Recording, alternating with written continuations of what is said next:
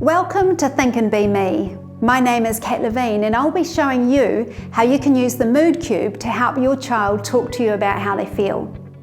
First of all, why is this important? In order to feel good and do well in life, we need to be able to manage our emotions. This comes with age and practice, learning the right skills. That's why you're unlikely to see an adult throwing a tantrum on the floor in the supermarket demanding a chocolate bar. But the first step to managing emotions is being able to name our feelings. Often children will only use the words mad, sad, happy or worried. But using the mood cube helps them build their feelings vocabulary, increasing their emotional literacy. This has so many benefits. Scientific research shows that just by naming how we're feeling, it helps shrink down the big feelings. When we encourage children to say what else they're feeling as well as mad or sad, then we can start understanding why they're feeling that way. And once their big feeling has shrunk down, we can help them come up with solutions and strategies. For example, feeling mad and frustrated can indicate that there is something that they are struggling to master. Feeling sad and unsafe could open up a conversation for what could be done to help them feel safe. Feeling overwhelmed can indicate that maybe there is too much going on for them at the moment and they could do with some support. There are so many ways to use the mood cube, but here are some to get you started. You can keep it somewhere that you're likely to have time to talk uninterrupted. Is that in the car on the way home, if there aren't any siblings in the car?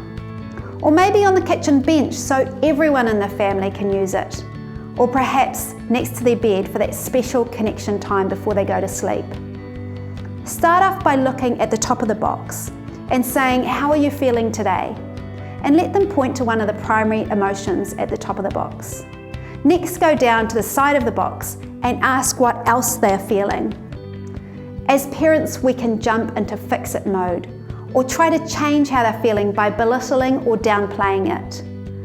Their feeling is their feeling, and it's not our job to fix it or tell them they don't or shouldn't feel that way. The greatest gift you can give your child is not to fix their feelings or make them feel differently, but to give them the feeling that they are heard, that they're cared for, and that they're loved. If your child shares something hard or difficult, you could build out their language by saying, that must have been frustrating, or I can see that really upset you. Just your caring, empathetic attention can help shrink their big feeling down, leaving them with a deep sense that they are cared for and heard. It's a good idea to role model by sharing how we are feeling. This shows children that adults have feelings too, and it is okay to talk about them. While reading stories to children, have them guess how the characters in the story are feeling. The next step is to help them understand how their brain works and training them to think and be brave, to be calm and confident instead of anxious, sad and angry. These are the skills that every child needs to develop healthy thinking habits so that they can be strong and resilient no matter what comes their way in life.